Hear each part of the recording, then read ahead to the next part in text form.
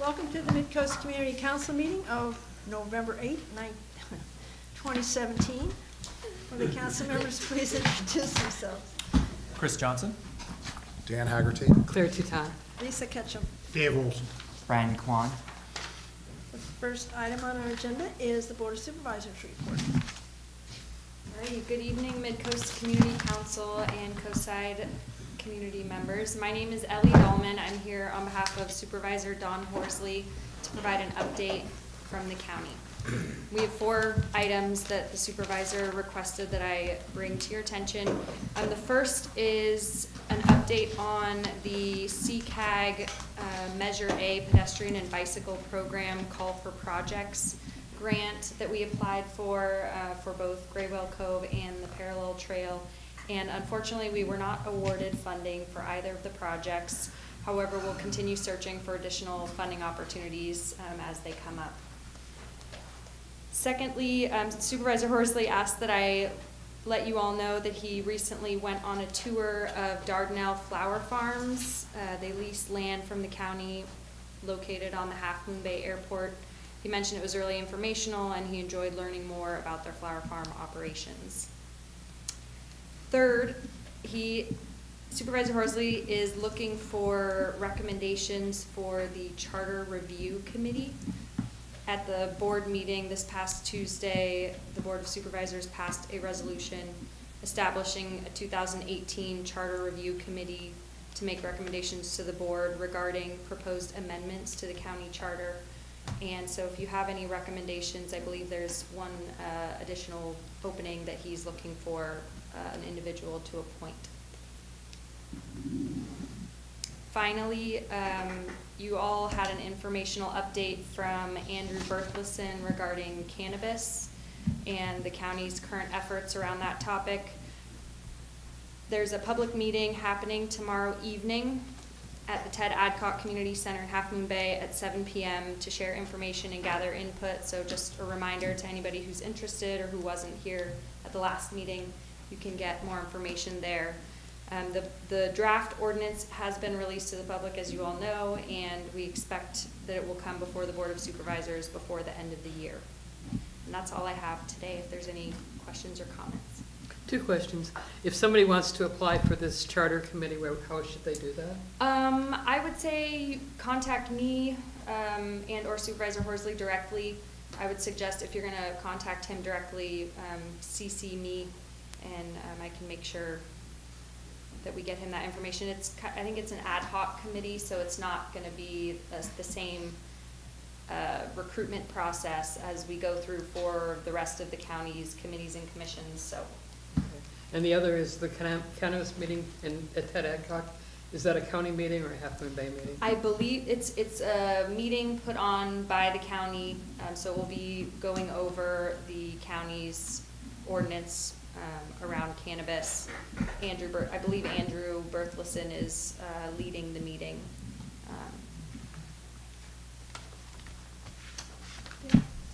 Question about the county charter. Opening up the county charter is a pretty big thing. Do you happen to know why they're looking at that? So Section 801 of the county charter states that the board shall convene a charter review committee within 8 years of the last complete charter review. Oh, okay. The committee shall review the charter and after public hearings make appropriate recommendations for amendment or revision to the board. And so the last charter review committee that was convened was in 2010, so 2018 would be 8 years. And on the board memo from this past Tuesday, they also include some of the areas to consider when I'm taking a look at the charter. All right, and just to follow up to the meeting tomorrow night, there's also a Brews and Views meeting a week from tomorrow night on cannabis that Don will be one of the panel members at. And also the draft cannabis ordinance will be presented to the Agricultural Advisory Committee on November 13th. That's also a public meeting, so if you're interested to attend, that's open as well. I believe all of the dates except for the Brews and Views are on the county's cannabis information page for that project under the county manager's office. What did you say was on the 13th? It is I believe it's a regular agricultural advisory committee meeting. The county has the agricultural advisory committee, and so the draft ordinance will be presented to them on that date. Ellie, do you happen to know, we've been advertising for the design review vacancy for Miramar, and the deadline is coming up. Do you know if there are applicants, whether we can take that down, or is it gonna have to be reopened? I will follow up to find out. They usually forward the applications to me when it gets close to the closing date, but I'll follow up to see. I don't recall seeing any emails, but it may be that they didn't send them or that they're not getting any applicants. So. Okay, thanks. Mhm. Anybody else? Question. Can you, for some of the people that may not know the significance of the charter review process, could you enlighten us a little bit? I think, did you say that there were some things already proposed to be talked about? Yes, so under the discussion session of the board memo from the board meeting on Tuesday, it specifies that the Charter Review Committee shall consider any changes to the charter as authorized by the Constitution and state law, including but not limited to the consolidation of the offices of the Controller and Treasurer Tax Collector into a single Director of Finance position, such as that in Marin County and Santa Clara County. The appointment of county officers not required by state constitution to be elected. And I believe for the county, don't quote me on this, but that may be the coroner currently is elected, the controller and the tax collector, as well as the assessor, county clerk, recorder. I believe all of those are currently elected positions. And then technical and administrative cleanup items concerning matters such as the appointment process for the county manager and the consolidation of the elections function with the office of the assessor, clerk, recorder. Okay, so potentially significant changes to how the Yeah, county operates. depending on what comes out of the ad hoc committee. And the last piece, currently the assessor, county clerk, recorder, and the elections office are one, kind of under one umbrella. So I believe, there may be discussion about looking at potentially separating them into individual offices. So you're saying that currently the assessor clerk and the county clerk and the assessor recorder are currently one office, but they're looking at potentially separating those two positions. I believe so, yes. I believe that's one of the areas that the charter committee can look at and consider amending. And just to remind you all, any changes to the county's charter must ultimately be approved by the San Mateo County voters. And where will the November 13th Ag Advisory Committee meeting be held? What time? I can look that up and. I've got it. Thank You you. got that? I've got it, but I'm So looking. Higgins, Take me a moment. it's at the train depot, Yes, you're correct. It's at the train depot. Havlin Bay, you know the place? Up Higgins Canyon Road? 7 p.m.? I think so. That's when it usually is. Okay.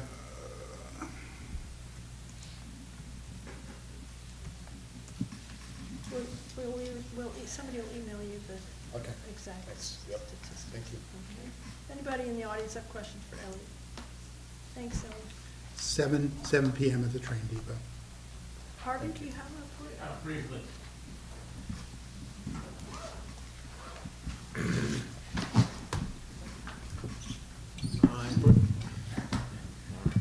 I bring you greetings from the south, from Half Moon Bay City Council. I'm Harvey Rohrbeck, City Council member. I have 3 items that I will discuss very briefly. Number 1 is the meeting tomorrow night. That's a meeting about the county ordinance on cannabis. It will be held in Half Moon Bay, but it will be discussing the county ordinance. The city will have another community meeting in the reasonably near future after the city releases its cannabis ordinance. And we guarantee that there'll be at least a month between the release of that and the city council considering voting on that ordinance. So we really want to have some public input. Speaking of public input, last night there were about an hour and a half worth of public comments about cannabis. It wasn't on the agenda, so it was at the beginning when the public was invited to talk about items not on the agenda. And there were a dozen people who spoke in Spanish. So that was the first time I've seen that, and that was very interesting. So we're very interested in getting everyone's input because it's an ordinance that can potentially affect the whole coast side. Speaking of the coast side, we have hired to help us with our general plan and local coastal plan update, Dr. Charles Lester. And at the last meeting, you know that he's going to be giving a talk on December 6th at the Half Moon Bay Yacht Club. But he's the former executive director of the California Coastal Commission, and he's an amazing guy. And we're very fortunate to have his help in drafting our local coastal plan update and then our general plan update.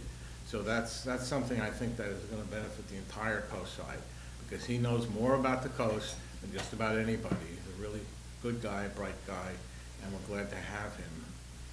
And the last item, a little more parochial, but last night at the city council meeting, there was an agenda item to talk about the restroom at the RV park that Keith Nearhan currently leases.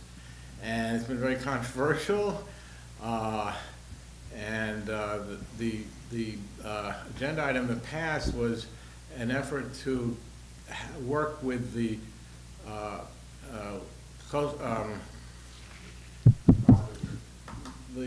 oh, okay, there you go. Okay, Steve knows a lot more about it. To get some grant money to put a new restroom on the site. I was the lone dissenting voice who said that we should instead try to rehabilitate the existing bathroom and open it up. But I lost that fight, and there will be an attempt to get some grant money to work with the Harbor Commission, the Coastal Commission, the City Council. It's a very complicated multi-jurisdictional issue to get some bathroom that's going to be available mostly to people who use Surfers Beach. I'll be glad to answer any questions anybody has. Council? Dan? Yeah, and the proposed bathroom, maybe Steve could probably chime in later also. Any talk about like a rinse, an outside rinse shower?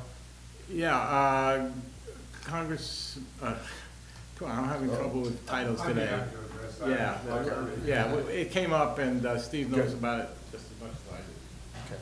Thanks, Alvin. I just had one last thing on the cannabis subject. I mentioned earlier that we're expecting that the ordinance will come before the board before the end of the year, and Supervisor Horsley asked me to let you know that he's very much looking to the MCC for input and thoughts and comments regarding the draft ordinance in advance of the board meeting.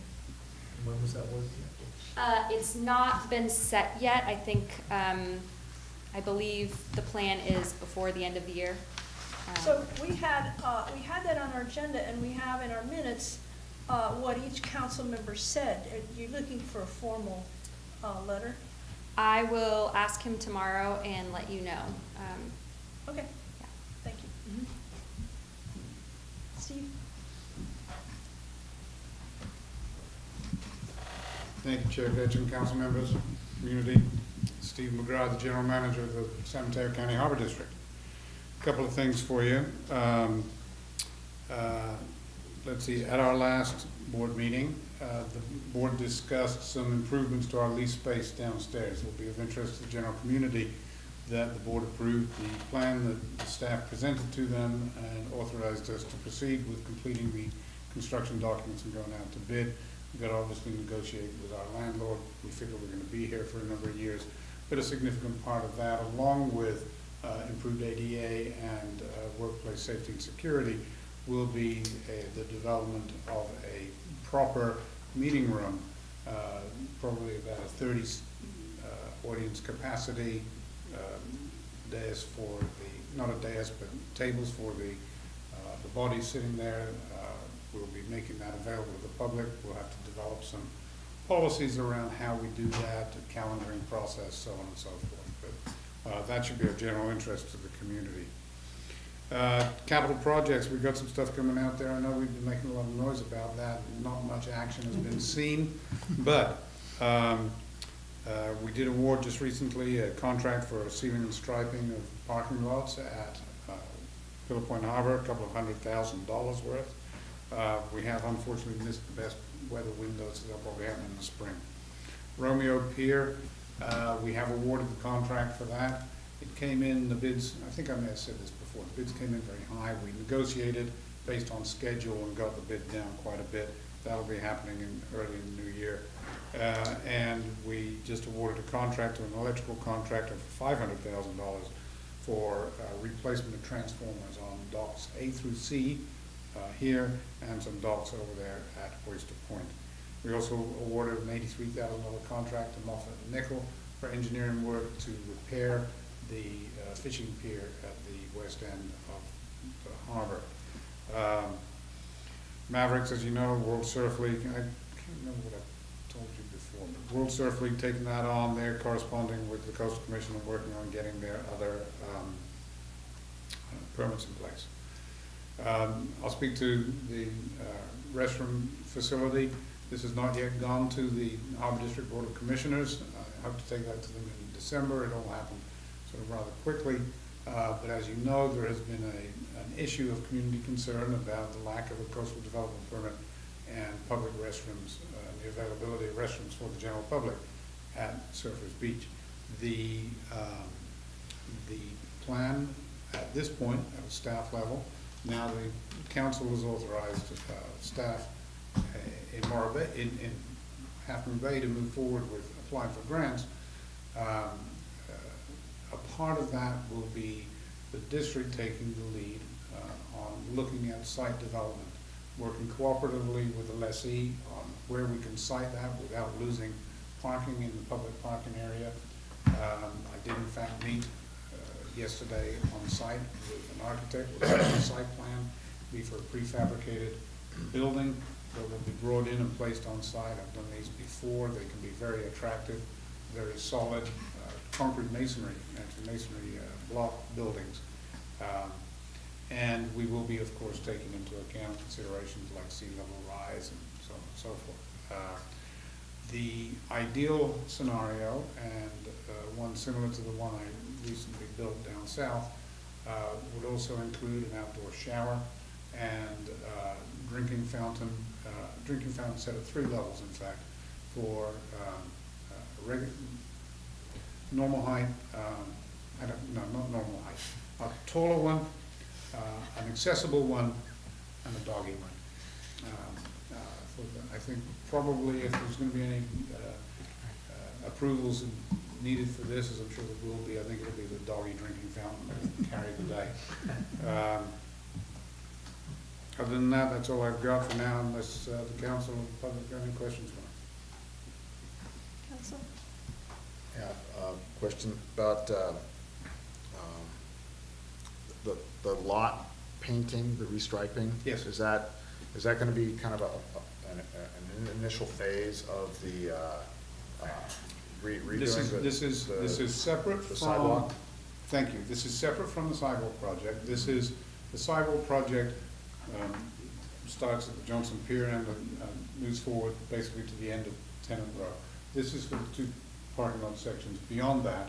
Oh, okay. Okay, and it's just a simple, straightforward Gotcha. Okay. seal and stripe, Okay. gussying up what's there now. Okay. And then I have comments about, I was riding my bicycle on the trail the other night, coming up to the bathroom that's near the launching. ramp? Yes. Boat ramp. And I noticed that the lights that are on the, I guess the southeast side pointing to the trail, are pretty kind of blinding. It's like a spotlight, and you're riding your bike towards it, you really cannot see the trail at all because you've got this spotlight kind of right. And I noticed also, I think it's an LED, kind of very whitish light. So I'd like to carry over onto, I know that there's the lighting on the Johnson Pier, I think I don't know when it was redone. But it's also kind of a very white light. And I just wanted to, happy to talk to you, offline too, about potential of kind of having a standard of a kind of blending in with the kind of the amber, more warm, soothing lighting that is already established now in the. Happy to speak to that. Some time back, I was made aware of the fact that a lot of those lights down there were actually out, and it was very dark. We moved in quickly and tried to just simply repair and replace what was there right then at that time. I have directed our staff to also look at a complete LED project that would ideally find light fixtures, softer color, more spread, so that we can reduce the height and make them look perhaps a little less industrial. So we've got that project in the sort of noodling on phase. That's a technical term. Okay. Chris? Happy to talk to you more Sure. offline too about lighting. I know you mentioned that the bathroom thing just came up, and so I know there's not too many details, but so the new bathroom, they're talking about constructing a new bathroom on the premises of the current RV park? Yes, it would require, yes. And there's some kind of codified assurance that this will be available and open to the public all the time in perpetuity, as opposed to what happened? I mean, the current one, I'm not prepared on this, but I believe it was supposed to be open to the public and now is so badly degraded that we can't refurbish it, we have to build a new one. What assurances, will there be, I know it's no, will there be assurances? So subject to board approval. There will be assurances. The goal of this project is for a public restroom that will be sited on the lease site. The ideal scenario at the end of the day, and this isn't, none of this is written down yet, this is the result of cooperative conversations. At the end of the day, we would work with the lessee on the siting of it. We would take on the responsibility for developing that, take on the responsibility for maintaining that, and it would be not a part of or associated with the RV park itself, and would be there for the purposes of serving the general public. So then would paying customers of the RV park be allowed to use it then? If they're a member of the public, which they are, they would be. It would be available to anybody. There is still a bathroom in the RV park that has been, it's a single stall and it's, in reasonable condition. But this would be there for the general public and would require, this is all part of the CDP issue related to the bathrooms too. So there would be a CDP applied for that would address some of your concerns, perhaps. I guess as a general comment, yeah, I'm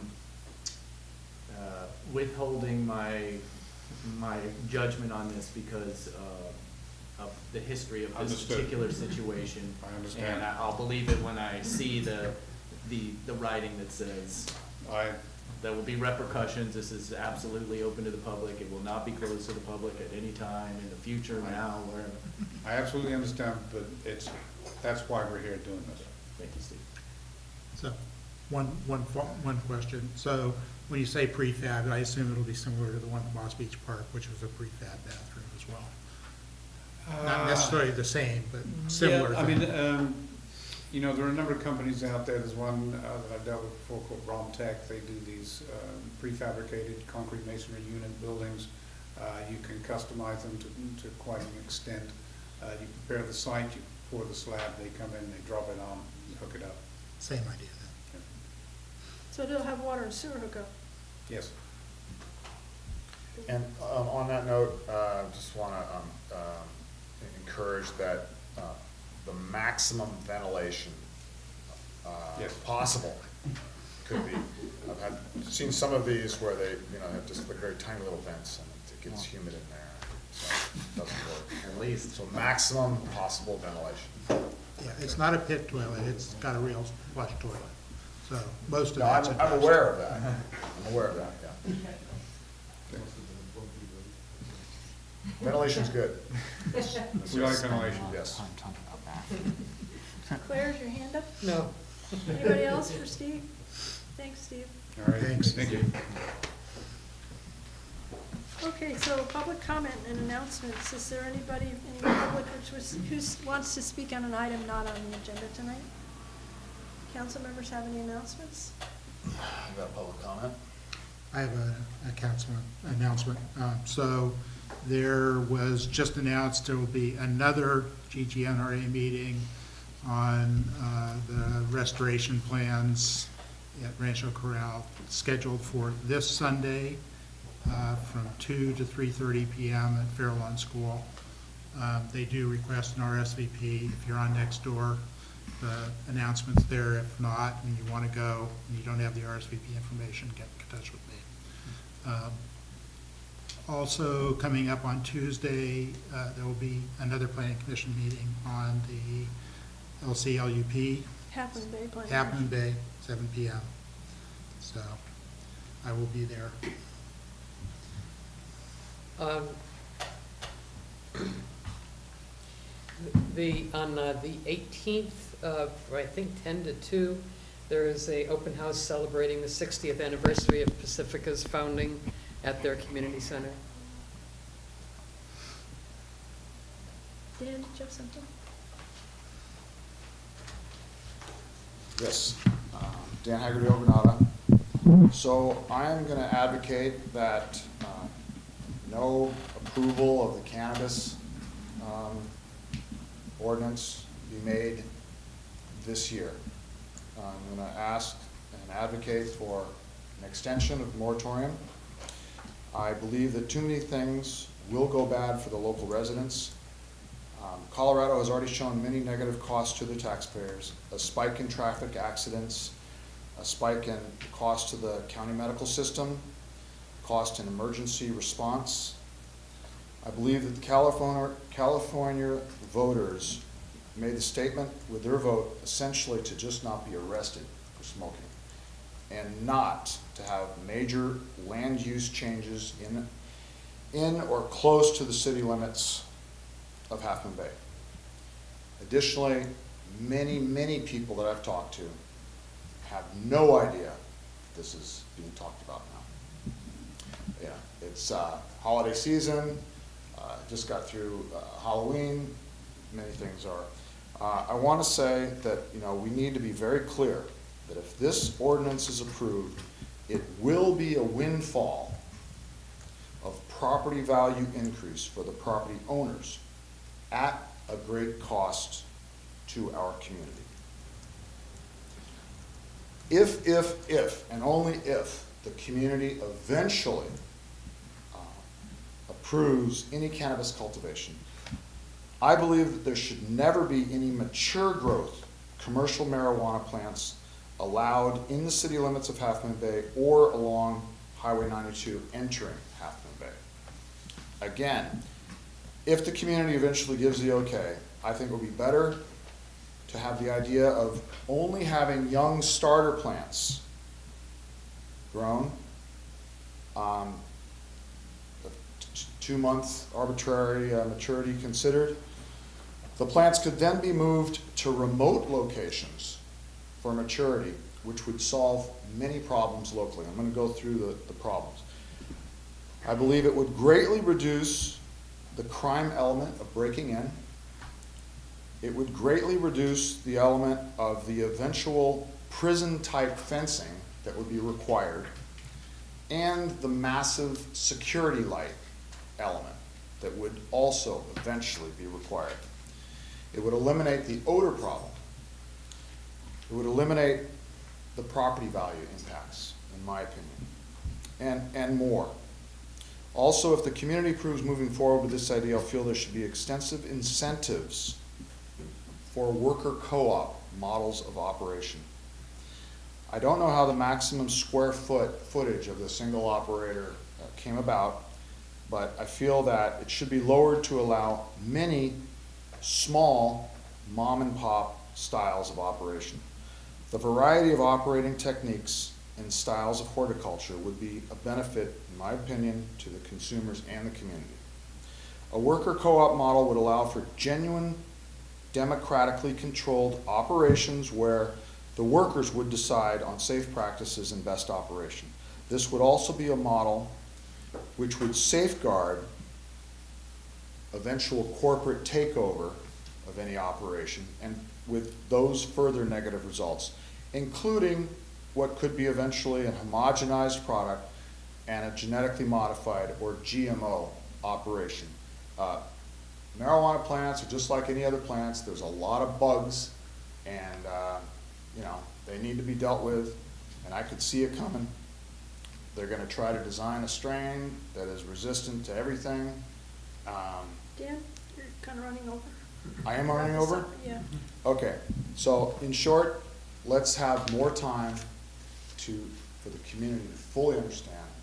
Let's not rush into anything. Thank you. Anybody else? Okay. Consent agenda. We have the minutes for October 25th. Do I have a motion?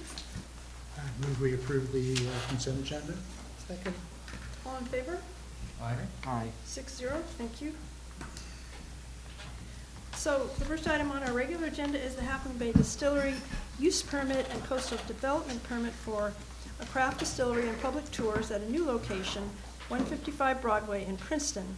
Desired outcome is to submit comments on the planning application referral. The distillery was opened at 103 Harvard in 2014 as owner-operated craft distillery with no employees or public on-site. The MCC had no comments or objections on that referral. This application proposes to relocate the existing business to larger quarters at 155 Broadway at the corner of Prospect and Harvard. The facility would be open to the public for tour tasting events, typically 45 minutes long, between the hours of 11 a.m. and 6 p.m., not to exceed 55 people at any one time. The proposed reception tasting area is 300 square feet. County parking requirement is 12 spaces, based on 4 spaces per 100 square feet of public use area for tastings. The March 2017 site plan showed 8 parking spaces, including 1 ADA, all accessed via the existing Broadway entrance. And the more recent August 2017 site plan shows 12 spaces with 1 through 6 as an 80-foot row of perpendicular parking accessed along Harvard. The site plan's on the reverse of the letter. There's some on the table. It's posted on our website. So we have the applicant here to tell us whatever you'd like to tell us about your operation, answer questions. Could you come up to the podium? Thank you. Good evening, ladies and gentlemen. My name is Uli Bisono. My husband and I, we started Half Moon Bay Distillery in 2014 at the current location in Princeton at 103 Harvard Avenue. We started doing on a very, very small scale last year to offer tours to the public. They take place on Friday, Saturday, and Sunday between the hours of 1 and 4, limited to 6 people per tour because the place is really, really small. It's 1,600 square feet, but about a third, more than a third, is upstairs office space. So we have 1 room that's a bonded warehouse that's not open to the public.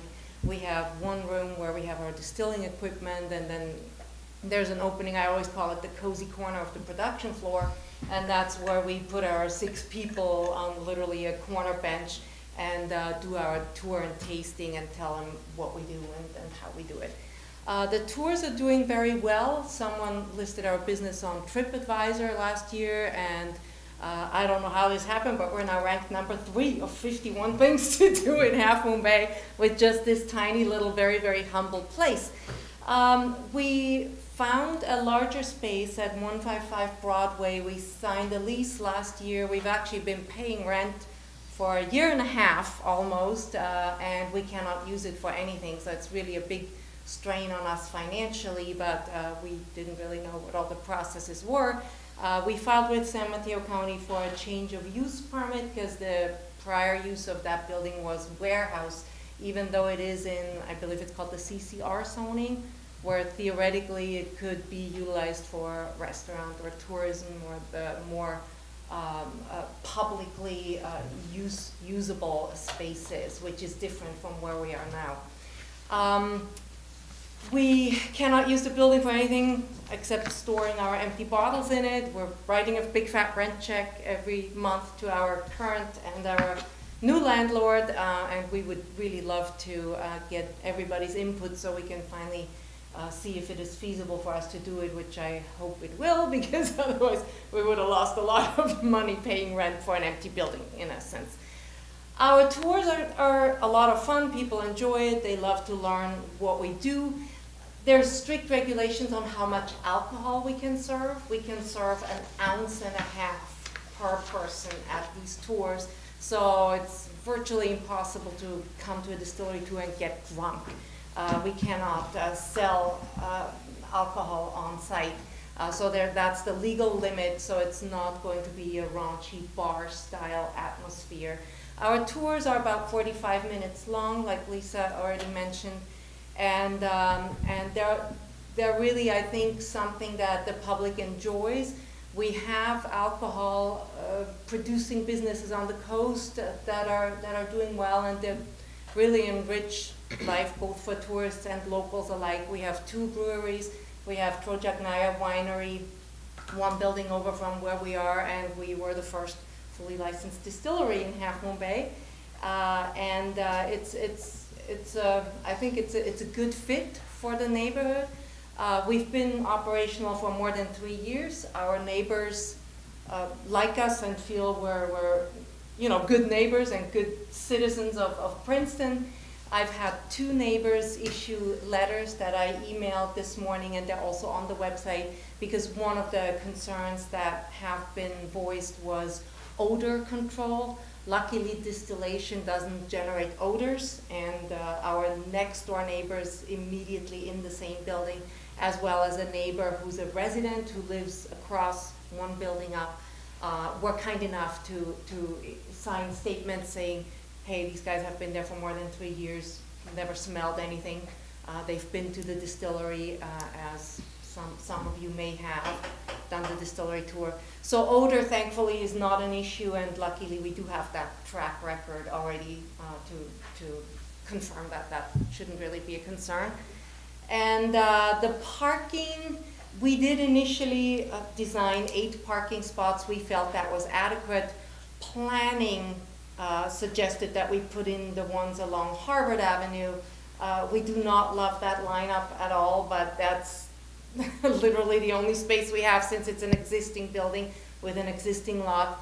My observation, having been running a business in Princeton on Harvard Avenue for the last 3.5 years, there is thankfully no shortage of parking. There are not that many businesses at the first stretch of Harvard at all. And I seriously doubt any of you have ever gone into Princeton and not been able to find street parking.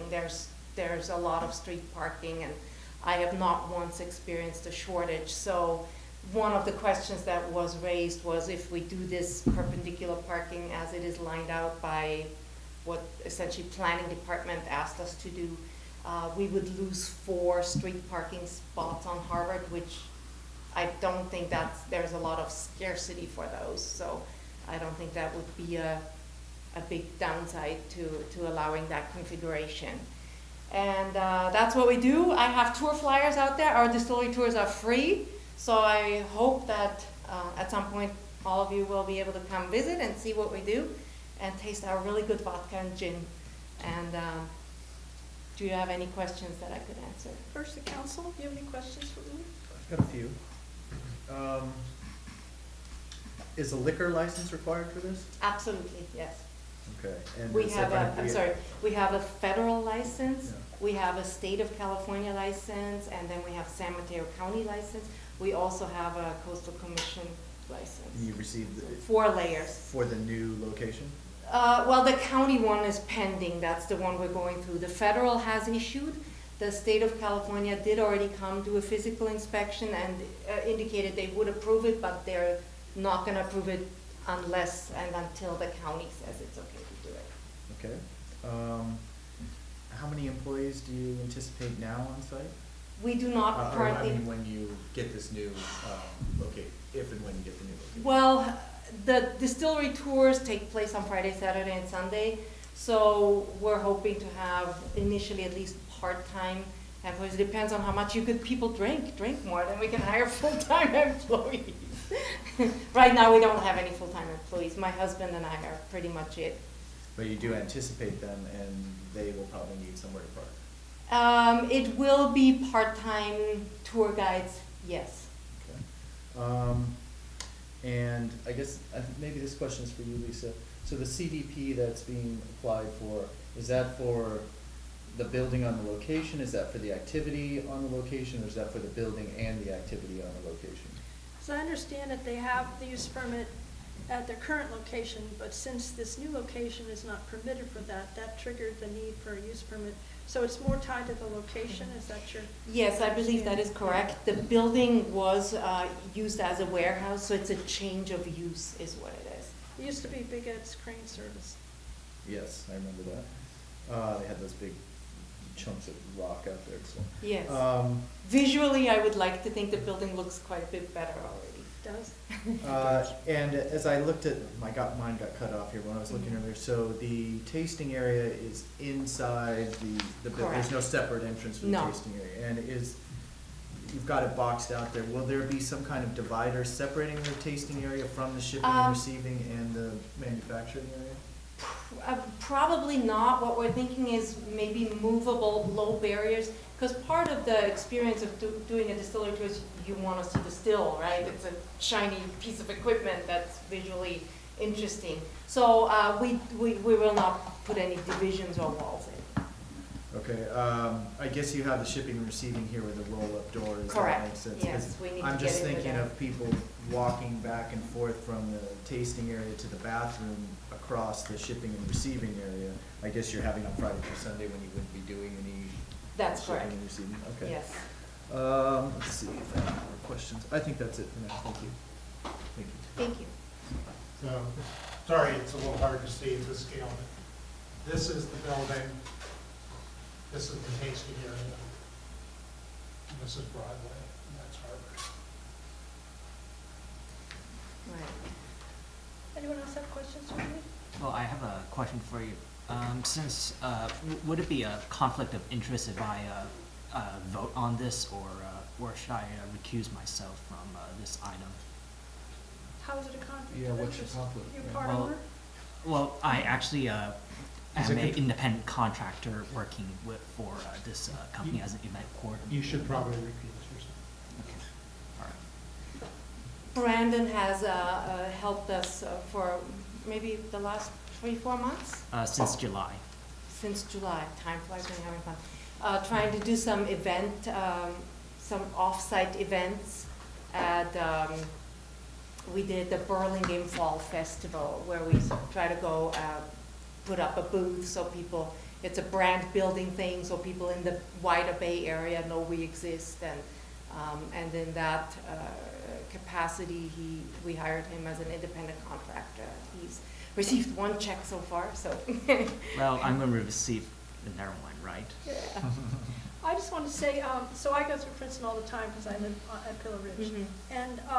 And so when, it's not Princeton, as you know, it's not really set up for retail.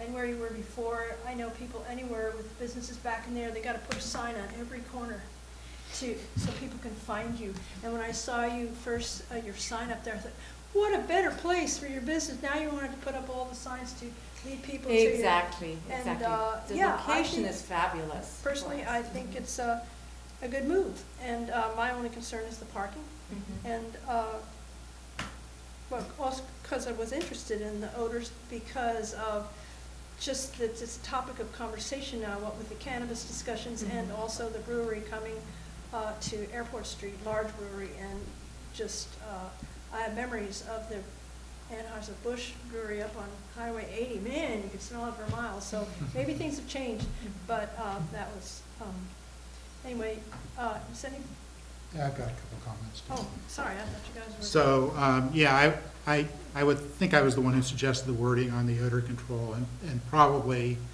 I haven't quite worked out the wording yet, but we should rephrase it, that a condition of the use permit is that there be odor control. As you said, you already have that as part of your process. I don't think it needs to be part of ventilation. And the thing that reminded me is, as Lisa was mentioning, is the cannabis. When they were here, we had a lot of people complaining about potential odors, and I was saying, well, we've already got breweries and a distillery, and we're not getting complaints. So it seemed like it made sense to have something on the use permit itself. And as far as the parking on the street, I agree, currently, there's no shortage other than big events.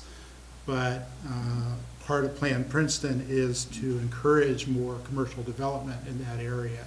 So once you lose parking, it's hard to get it back, and that's what the concern about the parking is. So I'm hoping we can talk the county into having reduced parking requirements. Just a couple of anecdotal things. As I understand it, with distilling, everything's a closed system, right? There's no real chance for odors. Exactly. Being from Kentucky, there were a lot of tobacco processing places and breweries and whatnot, which smelled a lot, but the distilleries did not. And beyond that, just remembering when Twice as Nice had its warehouse store in Princeton, there was a lot of trouble with parking then.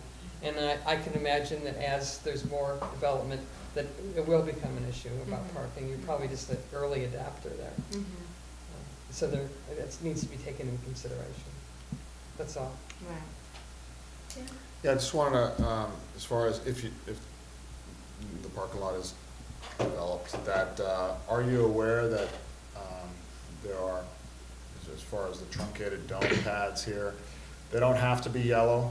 Are you aware of that? That the locally here, they've already gone to the gray. Okay. And, so hopefully it could be, can you just want to be aware of that? A little less visually obtrusive. Obnoxious, yes. Preference for gray. Yeah, Me too. and I think the Harbor District is kind of following also on that. I don't think so. No? I don't think so. That's not what I was told. Does anybody in the public wish to ask questions or, Uli, or can you come up to the microphone? Otherwise, the video camera won't capture. Oh gosh, okay. And Uli, I'm not sure this is exactly for you. I'm finding myself confused about the parking issue. So, was it you that said that previously it was where all the rocks were piled up?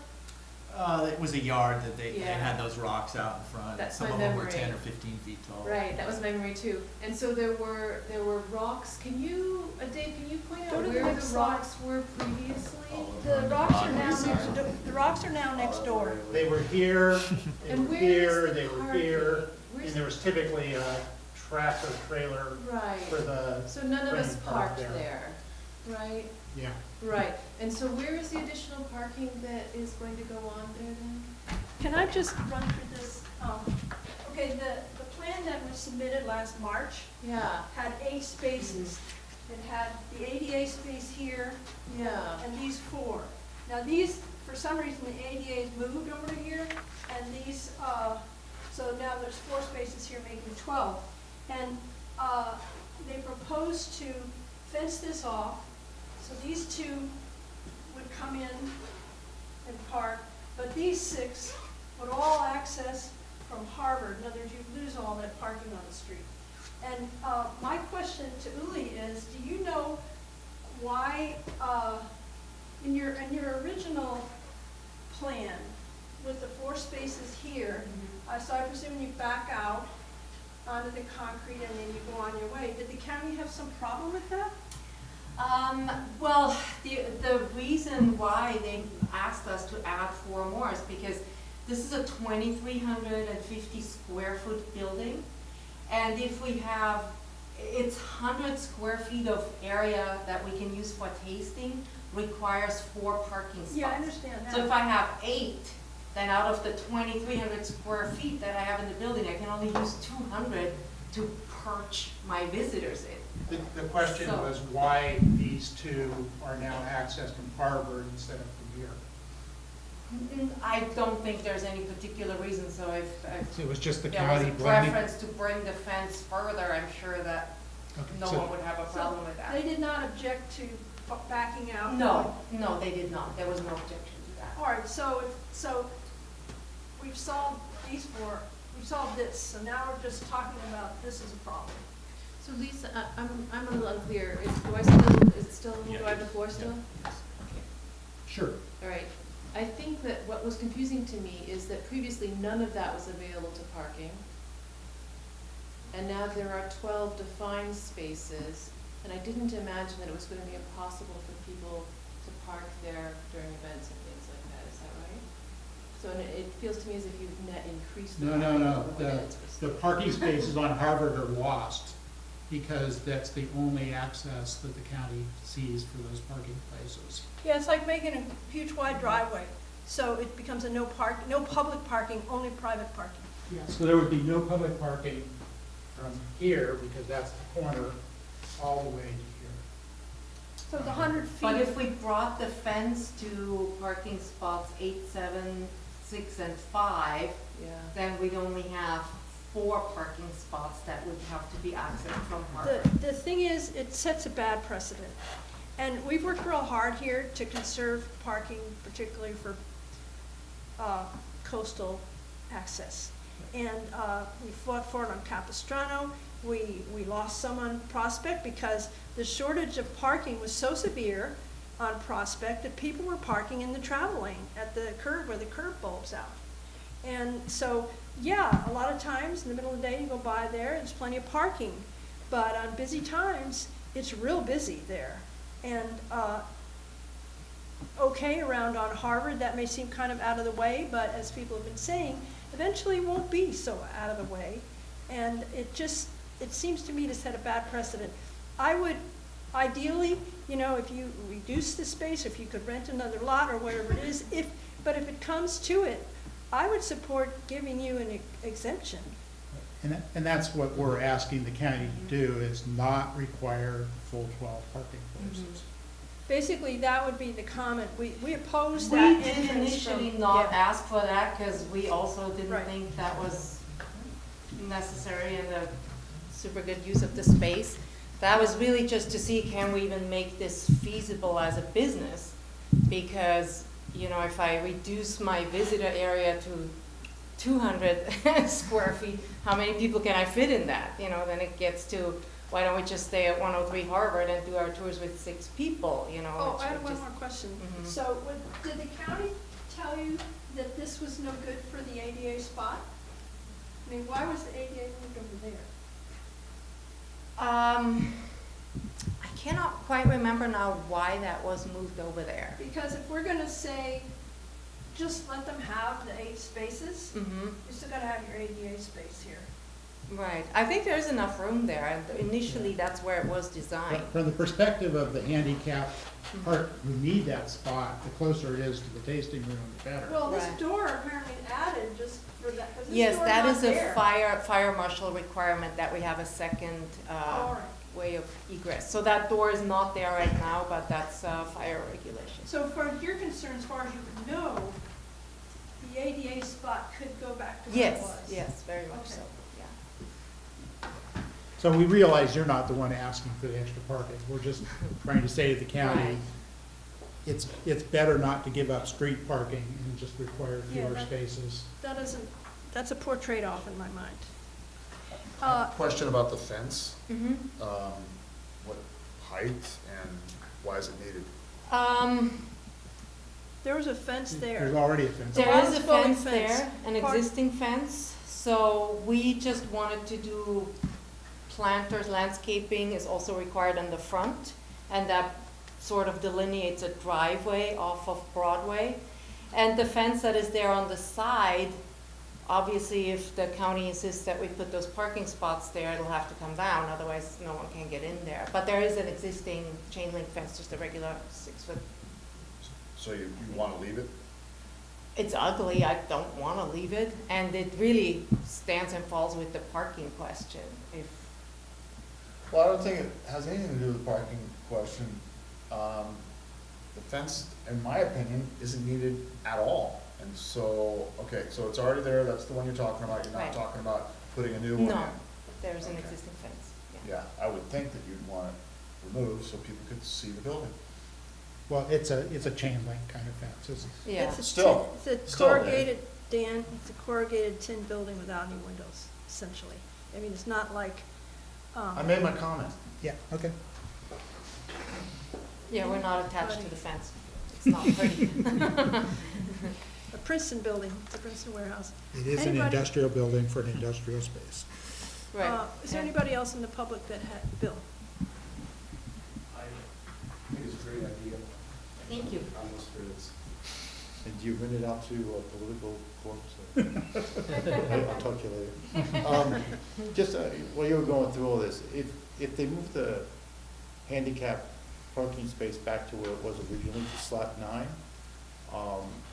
they could actually probably turn that into 2 parking spaces and delete the 2 and 3 that are backing out to the road, which is sort of the way I think you're reading it. You were going to get rid of 2, 3, and 4 and just leave 5, 6, 7, and 8. Well, that was the original plan, and that's what the council is proposing. But what in I'm the saying is, so letter. you still have that little corner over here that's empty, that looks by my eye view, I can't read how small the numbers are. Well, That there's, you could park 2 at a right angle to where the one is now. 'Cause- anything you do over here, you're gonna lose public parking. No, the egress would still be through their courtyard there. But there's no way to get to it from inside the property, that's the issue. Yeah, if I 2, said 3, this if is 2, 3, like- and 4 are gone, that's just open space at that point, right? Right. that's Well, it's a good. fenced yard, there's stuff here, there's a gas thing going on, they would have to move that, and how, That's underground. That's just. Oh. Yeah, that's underground. maybe they wanna store stuff out there, I mean. No, I know, but I'm just saying, if you're really squeezed for Mhm. parking spaces, that would be 2 more you can pick up. Right. If that would be any- okay, 10. But they have to be accessed from Harvard, which is the problem, because, you're creating a driveway, and you're losing street parking by doing that. The fence would still be there. So, How are you the gonna po- get the car in a so- parking space? So Bill, unless you took out space 5, there's no way you can drive from here to here. I agree with Dave. Is that concrete raised, or is it flat No, with the it's surface? Gravel. No, so you can definitely drive across Yeah, you this, can but drive over that. as soon as you have a car here, there's no way to get to this space. You're Be too saying, tight. you're saying that, You could get 2 spaces this way and get rid of this, so maybe you might If have that- combined total. if parking space 4 is showing the actual width of a car, then if you turned it on its side, it looks like it could fit through there. I'm sorry. But It- anyway, it- you can measure it out and play with it. Yeah, but you might get 9. Just make sure they drive minis. Anybody else Oh, have a question? Anything else for Uli? Okay, you can sit. Thank you. sit. Thank you. So Thank you. we're back to council, what comments are we gonna submit? So you're gonna sort of reword your odor thing? Yes, I want to reword that. Let's see if I can do it on the fly here. And so my question to you is, does the council oppose the perpendicular parking that loses the street parking? In other words, they have to reduce it by 4 spaces. I mean, do they have, what if you had a, 250 square foot tasting area? Could you have 10 spaces instead of 12? And now can we try to reconfigure 10 into there? I mean, with 250, The is county that? ordinance is per 100, so, and they You don't round know up. prorating? They No? don't. All right, here's the thing, this is, informal comments to the planner. Something like this, my inclination would be that what I would say if we agree on this is we oppose the row of perpendicular parking access from Harvard because it causes a loss of 80 feet of existing street parking and it requires backing out into traffic to exit the spaces. Then we just have the questions. We could submit these questions. Could another near lot by lot be leased? Could tasting area be reduced to lower the parking requirement? Clearly, at that point, the applicant's gonna say, well, that's gonna cost me money, why, be reluctant to do that. And I don't know if we wanna just, if the county said, okay, we were asked about this for Hop Dogma. And, you know, the building was there, the parking was there, and they moved in, and they needed more parking. And they asked the MCC, are you okay with the county giving them a parking exception? And I don't think we said we were okay with it, but we did not comment. So they went ahead and got their parking exception. So, I would support an exception, but I do not support the open row of parking on Harvard for the two reasons you cited, and also, I know it's not Highway 1, but we've had agenda items in the past about a business on Highway 1, and the 100 feet of unabated, like, access to the road, I know it's a different road, but that to me, that's a problem, and if we don't want it there, it shouldn't be here as well. But I do hope that we can find some way to mitigate the pressure for parking spaces on the business. And I think that us asking or saying that we would support an exception on the parking, not parking spaces, I could support that as opposed, but I couldn't support it, this project, if we were gonna have that open row parking on Harvard. all right, so that's in line with it where it says we oppose that. Yeah. So we can leave in the two questions, and then we could say something like, if it's, worst comes to worst, we would be okay with the parking exception. Does that sound good? I would, yes. It's not I even worse support comes that, to worst, Do it you sounds support good. that? What? Not even if worse comes to worst, it sounds like a good idea to begin with. Really? I won't say if worst comes to worst, but I'll say if these other items are not feasible, then we would. The one thing I'm concerned about is that we don't convey the opinion to planning that we don't want this project. Well, The I'll start opinion off we and want to say, convey. I'll start off with, we Yeah. support the project. Exactly. But We want to here's the thing convey that about we the support parking. it, but we don't want to lose the All parking. right, So my proposed wording on that last paragraph will become, recommend requirement for odor control, similar to that proposed for cannabis cultivation. And I think from what you've said, and if they want to contact us, we can certainly give them more, but you've already given the thing that you have odor control, so I just want to make sure we get that in there, because I don't want to look like we're treating alcohol and cannabis businesses differently. It's two very separate things, and I don't know the last thing about cannabis cultivation, but I understand that it does create a lot of odors and environmental impact, from fertilizers to, herbicides and fungicides to whatever else. I'm not sure, but, well, so if you're okay with that, that's great, because I do think it helps for us to be consistent in the issues that we're pointing out. And then if the odor issue is not a problem there, then we're all Right. good. Okay. Question for the applicant. Yes. If we do come up to the point where they do eliminate some of this parking requirement, I'm thinking down the road, will you at some point envision increasing the size of your tasting area where you would need more parking in the future? I don't know how I could create more parking there, Or because I don't own the property, and it's finite. Well, that might Well, come we- to, come to leasing another one of these narrow lots. I mean, if you're really expanding. How about the one where the rocks are next door?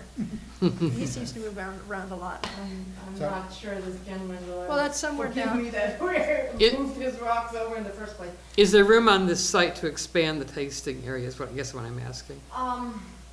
Well, it's one large building with no walls, so it could, of course, be expanded.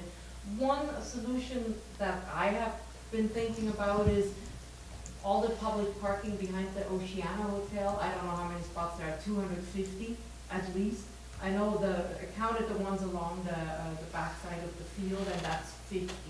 And that doesn't even count all the vertical ones.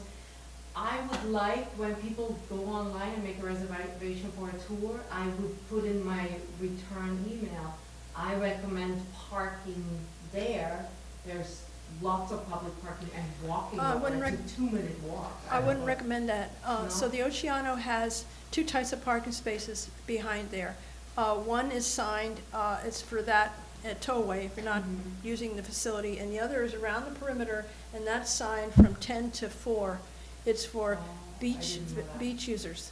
Oh, I thought it was just all general. No. parking. You could work out a deal with the people who run the Oceana to allow parking there. But not in the beach user parking spaces? No, in the other.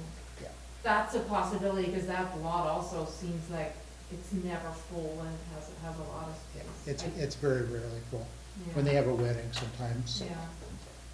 So there are certainly alternatives, and there's some Well- vacant lots. I don't know any of the owners, so I don't know if anyone would be willing to lease that out for parking, but it's down the road, that is a potential solution if the need for increased parking arises. Okay. So it would not be dependent on replacing these parking spaces that we're asking them to perhaps eliminate? There are other solutions in the future if you need them.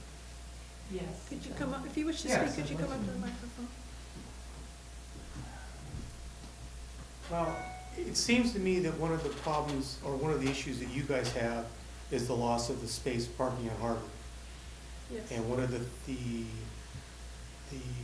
problems with that is that the requirement for having the 4 additional spaces, which require access to Harvard. If you recommend that the plan go forward with an exception allowing with the 8 spaces, and that returns at least 4 parking spaces on the street, you can recommend that, in essence, there's no net loss of parking, as opposed to having private parking. If there were any overflow from the 8 spots that would be recommended by the council for this parking, you are gaining 4 public spaces, so if there's more people, they can, as members of the public, park right there, since you've gotten those 4 spaces back. The net win is that those 4 spaces are now available along Harvard for anybody to use. Right. I've been to the distillery. It's not like a restaurant where you have people parking there for hours and hours and coming and going all. They're very small usages. The people just park in the street now in a little small place in the back. And if you think about it, if you all remember poor Big Ed's, he had the whole place parked up with his trucks and his cranes and stuff. Those are no longer there. Those are places that now people can park publicly. Right. The issue and the reason why we need to ask for an exception Yeah. is the requirement in the ordinances are that they be private parking spaces, either on-site And or in that's- some other lot. I understand that, and that's And why so we I'm saying- can't use the argument you're All right, proposing. well, I'm just saying that, as long as, hopefully that the council will recommend that they be given the exception. You support Yeah, it? we got I that. support it, We yes. got that, yeah, Thank you. okay. Yeah, thanks. So, Brandon, you can, we don't need a tiebreaker here. Everybody's on board with this if you want to vote too. So we're going to support the project, we're going to oppose the road perpendicular parking with the same questions here, and then say at the end that we would, if necessary, would support the parking exception. Is everybody on board with that? Yes. I'll move We need a we motion. approve the amended letter. If you want, or we could just say by consensus, we I agree to think we the ought to comments vote. in the, Okay. okay. Because we wanted to carry strong support. What, you want to vote, is that what you said? I want to vote. yeah. Okay, so, somebody else has to make a motion. I made the motion. That Somebody what? want to second it? What are you second. making a motion of? I moved that we approve this letter as amended and send it to planning, not planner, excuse me. Second? All in favor? Aye. 6-0. Thank you. It's gonna be, okay, never mind. What? I was thinking about the amendments, that's fine.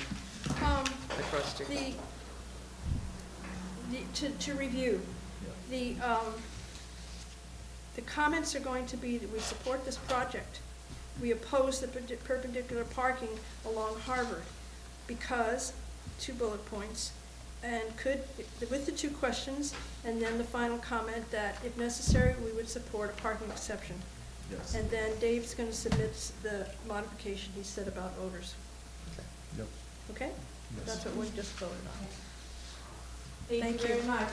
Thanks Thank for you. coming. I'll get my daughter to bed so she can do a good job in school tomorrow. Thank you. Thank you, Brandon. Bye, thank you very much. I hope you all come for the story. We will. Forward to it. Thank you. Bye. Bye. Bye, thank you. All right, the next item on the agenda is PG&E major tree shrub removal project along the south side of Highway 92 for gas line maintenance. Desired outcome is submit comments on the planning application referral.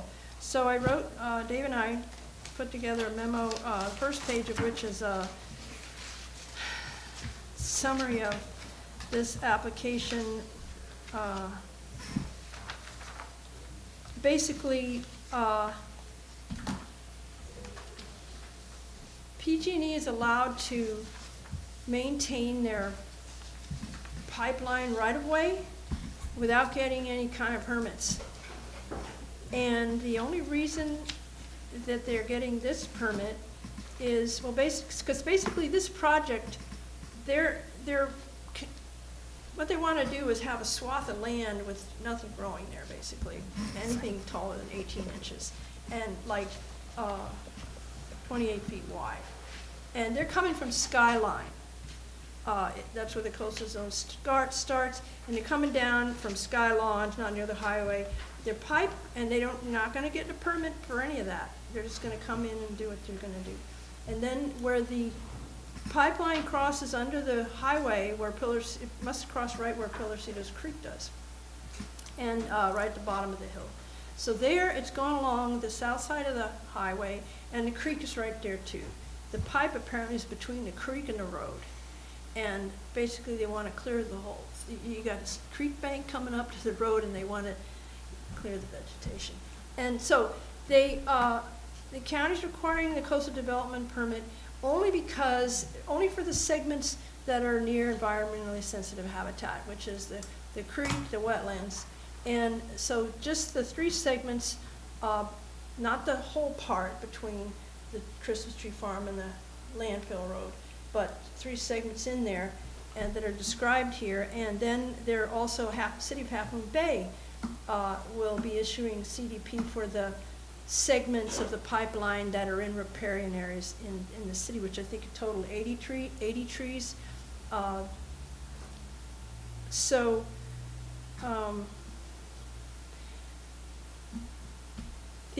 don't know how many of you waded through that whole referral, but I figured you would. There were 3 pages missing when I got it. First it came in paper, and I got the digital one.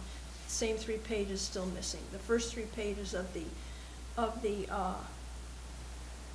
analysis of their actual CDP application. They explained everything. First 3 pages, I just got those. Is that today? I had asked twice. And it was the key piece of the whole thing, was those 3 pages. And wow. Yeah, and which explained this mystery of, like, all this other stuff I was reading through. It said, we don't need any permits. We don't need any, we don't need to comply with the heritage tree. We don't need to do anything. We're all good here. And I'm thinking, so why are they applying for this permit? But I think, well, I'll go along with it, whatever, But the 3 pages were missing, apparently. They explain it. So they do need it if it's near ESHA, environmentally sensitive habitat. And so here they are, next to the creek, and they say that in a couple of places they say that it's really steep. Baked, it's really steep. They even said that. And they were there in January of 2016, and at that time, I don't know what the rainfall was back then, but the creek was like 15 feet wide, 4 feet deep, flowing rapidly. And they couldn't even access the area because, it's kind of looked down. Anyway, whatever.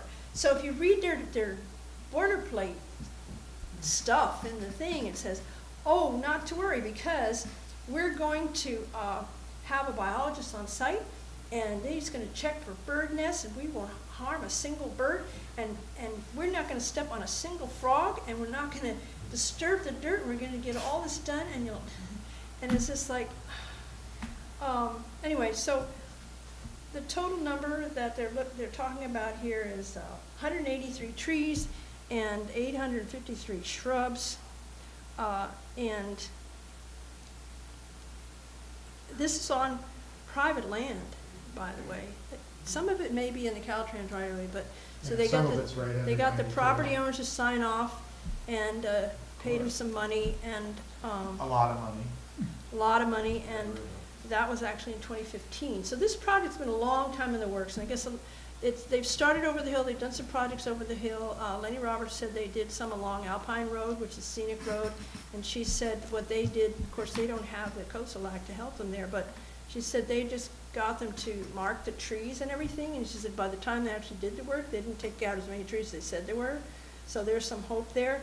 And I looked up this document that their manual, their utility standard, and there's clearly exceptions in there that they can have their guy come and say, yeah, don't cut that down because of whatever. So that's certainly a possibility. So basically, same deal here on this one. I don't have a letter written up, but what I want to know is if we are all in agreement on these topics as comments. My first issue is the creek bank stability. That basically you shouldn't be taking anything off the creek bank in order to protect slope stability and prevent erosion and sedimentation. And then the second thing that came to mind was invasive weeds. On the CDP application, they have to check the box that says has pampas grass, invasive brooms, or weedy thistle, but then there's never mentioned in any of their discussion, and so I assume no one can do anything about it. And I did say here that the LCP policy 752 requires public agencies to remove these invasive weeds from their lands, but then, you know, these aren't really their lands. And also, it occurred to me that PG&E is not a public agency. It's investor-owned. So we'll probably get nothing, but I think it doesn't hurt to ask that they, you know, to make the point. Yeah. The third one here, I don't know if you want to call this visual resources, but it relates to, I want to ask for them to mark these trees so we can see which trees we're talking about. And also, we got word from Jill Eckes with the planning department in Half Moon Bay, because she's thinking about her comments, and she's going to tell them to, I guess, essentially make a better map, so you can see where the trees, kind of trees, where they are in relation to the pipe and the creek. So I think we need to ask for that, so we know actually what we're talking about here. You know, in the list of species, what jumped out at me in particular was madrone. You know, it's like, if you've ever gardened and tried to grow native plants, madrone, oh my God, you just can't make it happen. It has to happen, and I'm sure this madrone, wherever it is, grew on its own, and they want to cut it down. I'm sorry. There are certain species here which deserve an exception. And not just tree species. Well, the toyon, the shrubs, that too, you know, I mean, it's like, why? Okay, keep going, I'll pop in at the end. Yeah. What did I say here? I guess basically I was just giving reasons for asking that, and also their integrity management personnel may elect to exempt specific trees. The last one about the birds. So in their, the bird nesting season technically is from like mid-February to the end of August, and then of course you got the rainy season, and but what they say in their report is, oh well, we'll have our biologists come in and check for nests, check for bird nests. And it's like, you know, this is totally unrealistic. And then they say, well, we won't do any work around the creek in wet weather, but then they define that, you know, that if it is in the rainy season, then it has to be so many days after the rain. I mean, you get into, it's like, you know, it's like, so I thought we should ask to just say, do it in August and September. I mean, if they've been waiting 3 years or whatever it is, they can schedule that out and just get it done without knocking all the bird nests out of the trees. And all right, so do you have anything to add to that? Just a couple comments. Yeah, you cannot avoid disturbing nesting species by having a biologist check for nests. No, that doesn't work. You can't avoid driving over the frogs either. Yeah. Yeah. And then as far as the trees, anybody else requesting a permit to take down trees in sensitive habitat area has to mark them and indicate where they are. So I think it's totally reasonable to ask them to do that. So yes, I fully support this. I would just say you've got these underlined headers here, creek bank stability. that endangered species be one. I mean, I looked in the document, it's marked on the most, the farthest left, I forget what they call the category, for red-legged frog, like extreme chance that there will be there or something. I forget what their categories were. Where, there's not that many places where it's gonna be all the way over in the most likely opportunity that there's gonna be red-legged frogs there. And then San Francisco garter snake was just the next one over. So those are two of our most, famous or infamous endangered species, and they're saying that these are likely prime habitats for them.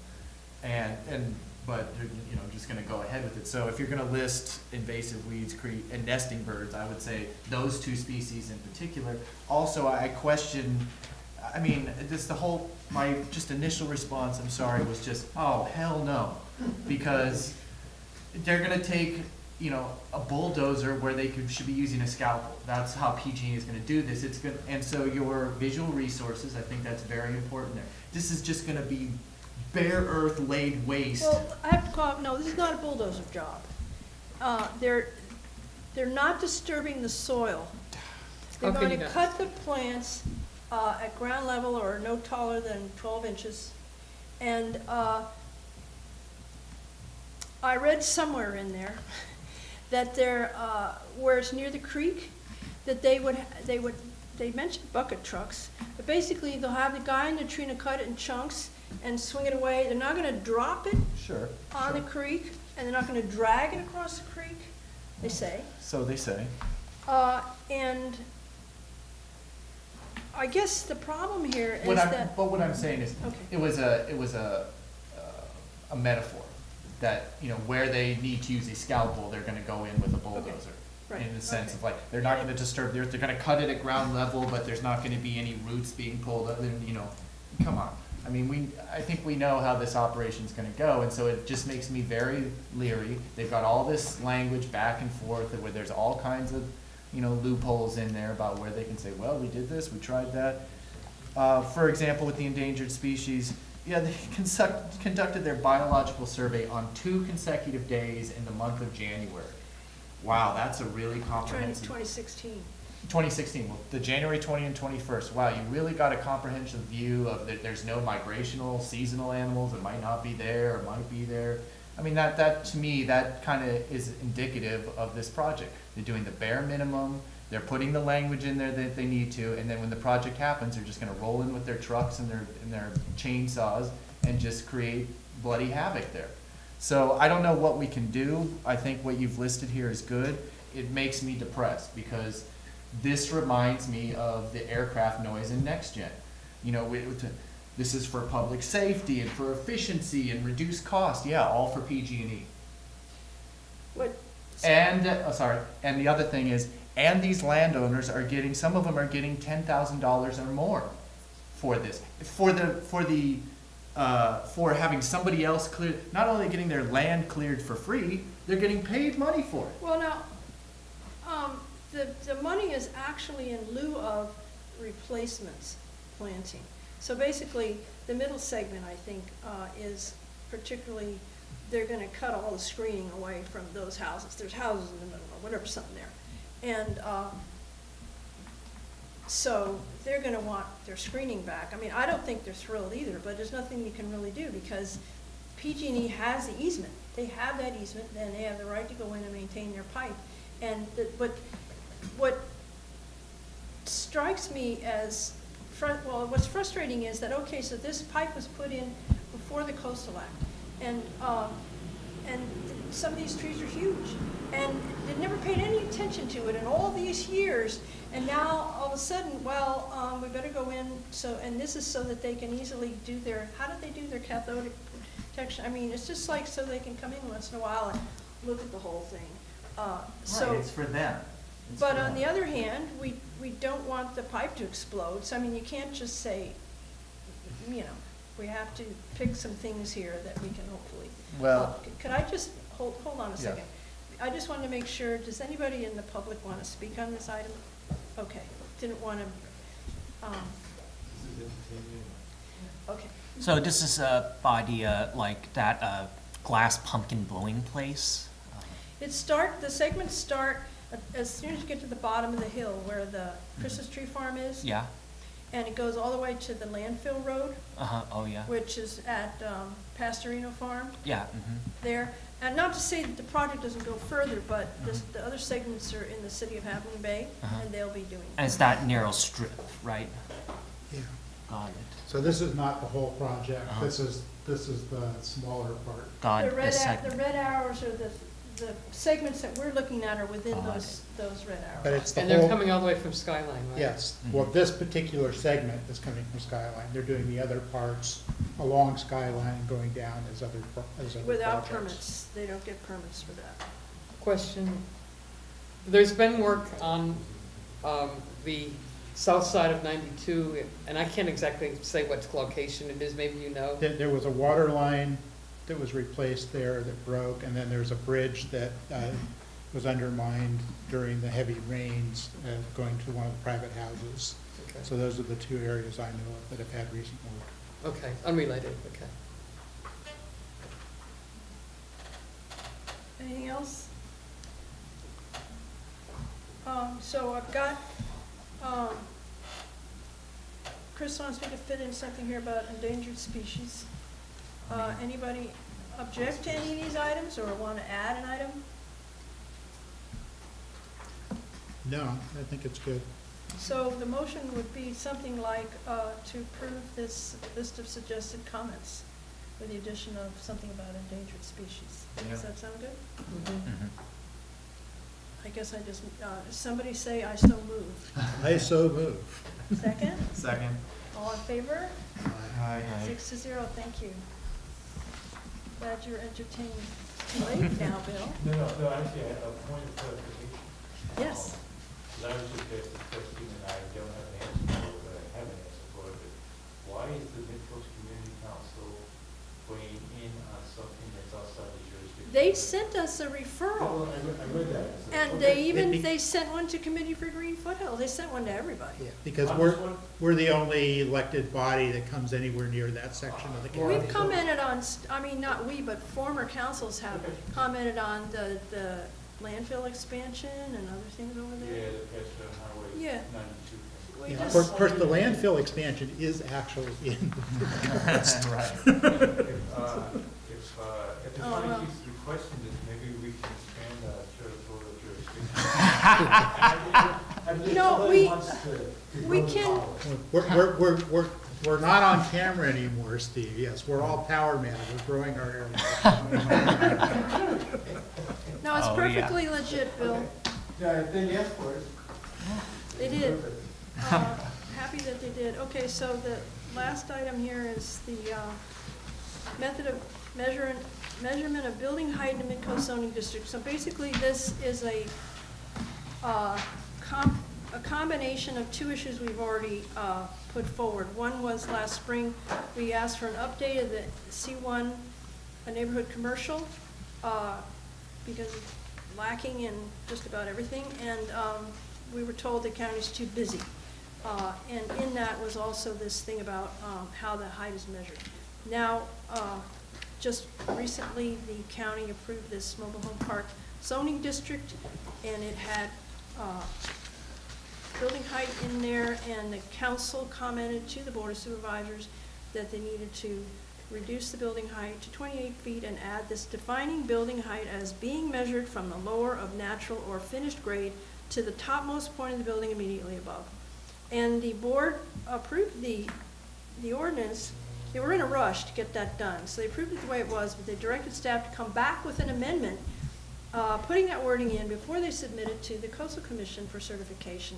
So with these two things, with that in mind, I thought it would be timely if we try once again to get this wording added, and there's 3 districts actually, not just the C1, but the RMCZ and the PAD are also missing that.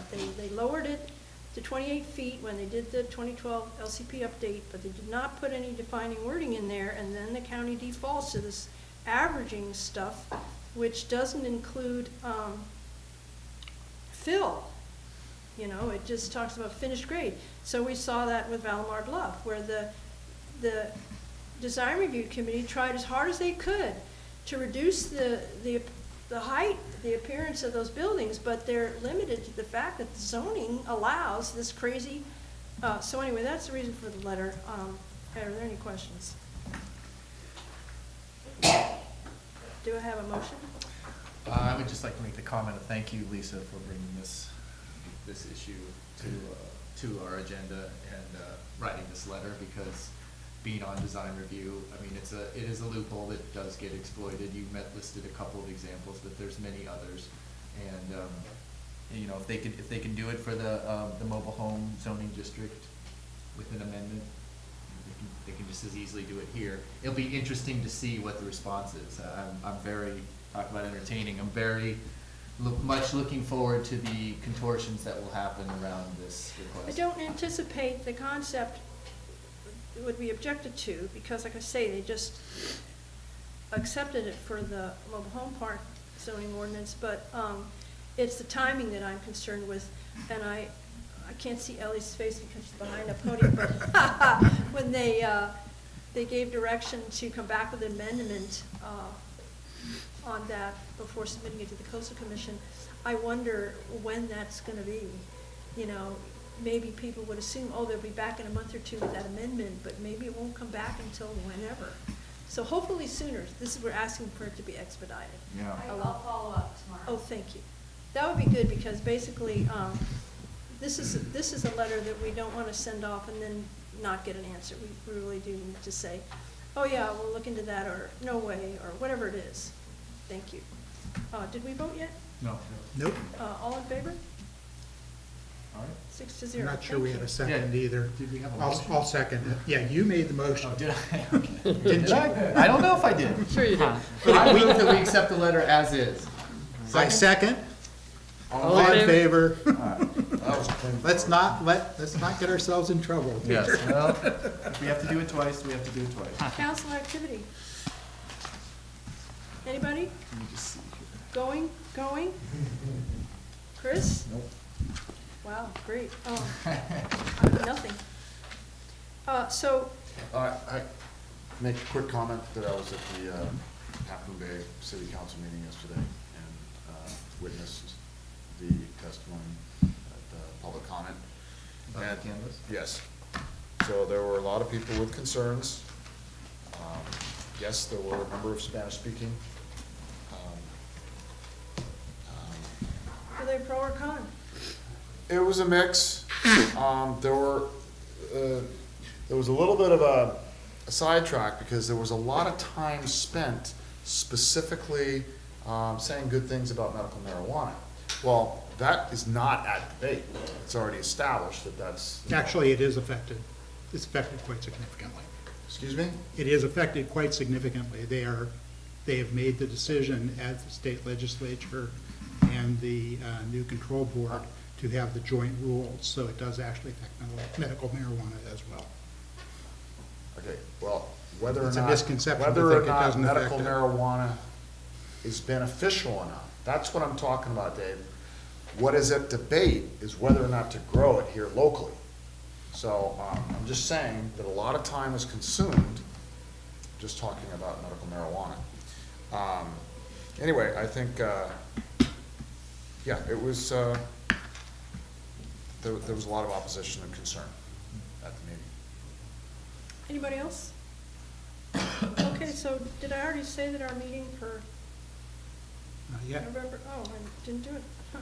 So our, the fourth Wednesday is the evening before Thanksgiving, so we're gonna reschedule that meeting to the following Wednesday, which is the fifth Wednesday, November 29th, assuming we have an agenda item. Perhaps Supervisor Horsley can come and swear in our new council member. Okay, so that's it. Oh, should we adjourn? I move we adjourn. Yes, Adjourn. awesome. Okay, thank you. So do you remember this? Let me just write this